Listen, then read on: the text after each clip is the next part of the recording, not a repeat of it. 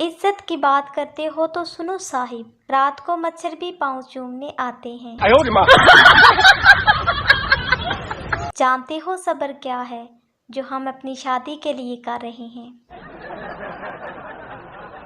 हर दरबार पे जाके मांगा है तुम्हें, पर चावल तो मिल जाते हैं मगर तुम नहीं।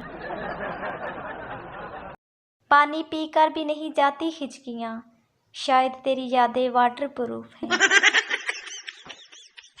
लोग तुम्हें शहजादी कह के गुमराह करेंगे, मगर तुम शीशा देखती रहना। उसकी दोस्त भी पढ़कर मर गई मुझ पर, वो खत जो रोज मैं मुर्गी के खून से लिखता था। जो लड़का बिना लड़की देखे इजहारे मोहब्बत करे, इससे बड़ा फ्रॉडिया कोई नहीं हो सकता। Haniya course channel, subscribe for more videos.